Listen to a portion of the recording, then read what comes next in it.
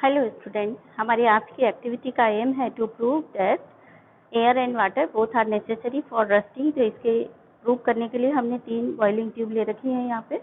जो थोड़ी इनसे पतली वाली होती है उसको हम टेस्ट ट्यूब बोलते हैं। ये थोड़ी चौड़ी वाली है तो ये बॉइलिंग ट्यूब बोली जाती है। तो बॉइलिंग ट्यूब हमने ले रखी है। बॉइलिंग ट्यूब में इनको हमने A, B और C मार्क कर दिया है। और टेस्ट ट्यूब A में हमने ले लिया है simple normal water. Test tube B में हमने क्या किया है, पानी को बॉईल करके भरा है और उसके ऊपर से ऑयल डाल दिया है। उसका कारण है क्यों बॉईल करके भरा, क्योंकि पानी को बॉईल करने से इसकी ऑक्सीजन निकल गई। अब हमने इसमें डाल दिया एयर, तो अब इसके अंदर ऑक्सीजन नहीं है, सिर्फ ये पानी है। ये जो पानी भरा है ये ऐसे नॉर्मल पानी भर दिया था, तो इसमें पानी भी है और पानी के अंदर ऑक्सीजन भी डिसॉल्व है। और अभी भी ये पानी जो है एयर के कांटेक्ट में है। इस कंडीशन में क्या हो रहा है, पानी को हमने बॉईल करके भरने से इसकी जो डिसॉल्व ऑक्सीजन थे वो निकल गई और यहाँ पर हमने ऑयल डाल दिया। तो अब वापस से ऑक्सीजन का कांटेक्ट पानी से नहीं हो रहा, यानी ऑक्सीजन इस पानी को नहीं मिलेगी। ठीक है।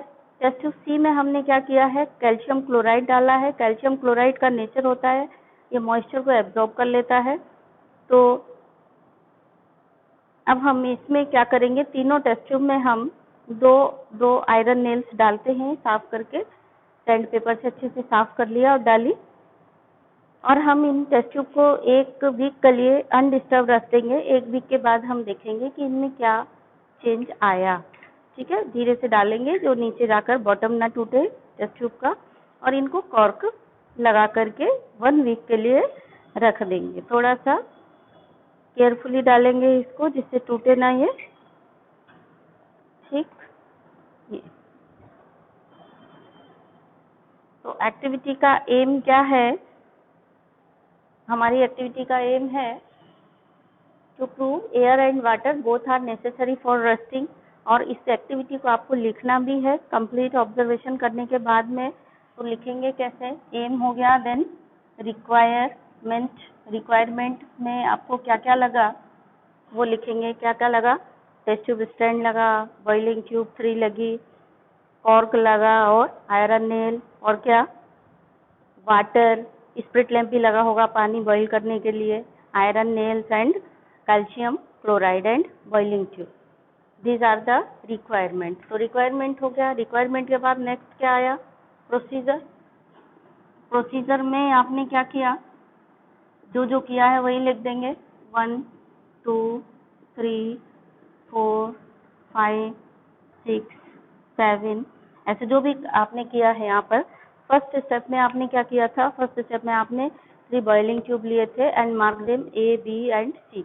ये हो गया आपका फर्स्ट स्टेप। सेकंड स्टेप में आपने क्या किया, बॉइलिंग ट्यूब A में आपने सिंपल नॉर्मल वाटर भरा एंड पुट आयरन नेल, ये हो गया, एंड कॉर्क इट, कॉर्क से इसको बंद कर दिया, क्लोज विद कॉर्क। देन क्या किया आपने, सेकंड टेस्ट ट्यूब में बॉइल्ड वाटर भरा, बॉइल्ड वाटर से ऑक्सीजन एवेपोरेट उसमें से एस्केप आउट हो गई और आपने इसमें पानी भर दिया है। पानी भरने के बाद पानी बॉइल्ड वाटर भरने के बाद आपने ऑयल की लेयर इसमें डाल दी और आयरन नेल डाल दी, हो गया सेकंड एंड।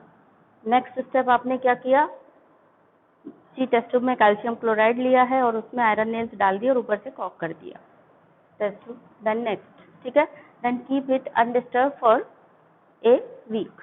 तो जितने भी पॉइंट आपके बने उतने पॉइंट बना दिए आपने और हो गया। एकदम कम या ज़्यादा कुछ भी हो सकते हैं।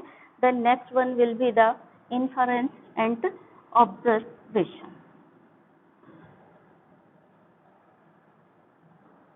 इन्फरेंस एंड ऑब्जर्वेशन एक साथ नहीं लिखेंगे, पहले ऑब्जर्वेशन लिखेंगे फिर इन्फरेंस लिखेंगे।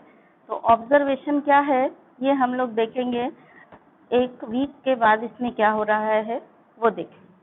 After 1 week what will happen, we will see in this test tube. तो बच्चों 1 वीक हो गया है, अब हम देखेंगे हमारा ऑब्जर्वेशन इन टेस्ट ट्यूब में क्या क्या चेंजेस आपने देखे उनको ऑब्जर्व करेंगे। तो सबसे पहले हम देखते हैं test tube A. Test tube A में क्या हुआ है, iron nails get rusted, iron nails rusted हो गई हैं। और टेस्ट ट्यूब बी का ऑब्जर्वेशन देखते हैं क्या है इसमें, टेस्ट ट्यूब बी में हमने जैसे आयरन नेल्स डाली थी बिल्कुल वैसे ही है, इनमें कोई रस्टिंग नहीं हुई है, देखिए आप। और टेस्ट ट्यूब सी में क्या है, टेस्ट ट्यूब सी में भी कोई रस्टिंग नहीं हुई, जैसे आयरन नेल डाली थी वैसे ही है। लेकिन टेस्ट ट्यूब ए में इनका कलर चेंज हो गया है, देखिए आप। यहाँ पे देखिए एकदम चमकदार ग्रे कलर है, और यहाँ पर हमने डाली थी तो ये चमकदार ग्रे कलर था। अभी की कंडीशन में क्या हुआ है, इनका ये ग्रे कलर चेंज हो गया है, यानी इनकी रस्टिंग हो गई है। तो टेस्ट ट्यूब ए में रस्टिंग हो गई है और टेस्ट ट्यूब बी और सी में रस्टिंग नहीं हुई है। तो ये हमारा हुआ ऑब्जर्वेशन, या ये हमने देखा, ठीक है। अब ऑब्जर्वेशन के बाद हम इसका रीज़न भी सोचेंगे कि इसमें रस्टिंग क्यों हुई, इसमें क्यों नहीं हुई, इसमें क्यों नहीं हुई। क्योंकि इसमें पानी भी था और पानी को हमने उबाला भी नहीं था, उसमें एयर भी डिसॉल्व थी। तो पानी और एयर दोनों मिले इसलिए रस्टिंग हो गई। ये यहाँ के केस में क्या था, हमने इसके कांटेक्ट में केवल पानी को रखा है, एयर को निकाल दिया था, क्योंकि एयर को बॉईल कर दिया था तो वो एस्केप आउट हो गए थे। तो यहाँ इसको एयर यानी ऑक्सीजन नहीं मिली, इसलिए रस्टिंग नहीं हुई। और इस केस में क्या हुआ है, इस केस में जब आपने कॉर्क बंद कर दिया तो बाहर से मॉइस्चर अंदर नहीं जा रहा है, जो अंदर जो मॉइस्चर था उसको CaCl2 ने एब्जॉर्ब कर लिया। तो यहाँ भी मॉइस्चर नहीं मिला, केवल एयर मिली है इसको, यानी इसलिए यहाँ पर भी रस्टिंग नहीं हुई। मतलब दो में से एक चीज़ मिली है तो रस्टिंग नहीं हुई, और दोनों चीज़ें मिल गई हैं एक केस में, तो यहाँ पर रस्टिंग हो गई है। तो यही हमारा ऑब्जर्वेशन होगा। तो ऑब्जर्वेशन में ए में क्या देखा, बी में क्या देखा, सी में क्या देखा, तीनों के ऑब्जर्वेशन आप अलग अलग लिखेंगे। तो वहीं पर आप अपने ऑब्जर्वेशन भी ऐड कर लीजिए इन टेस्ट ट्यूब ए। क्या देखा और उसका रीज़न क्या रहा वो भी लिख देंगे यहीं पे, है ना। और रीज़न क्या है। इन टेस्ट ट्यूब बी क्या देखा आपने, क्या ऑब्जर्वेशन है आपका, और उसका रीज़न क्या रहेगा टेस्ट ट्यूब बी में, वो भी लिखेंगे। इन टेस्ट ट्यूब सी क्या देखा आपने, इसका रीज़न क्या है, और देन इन्फरेंस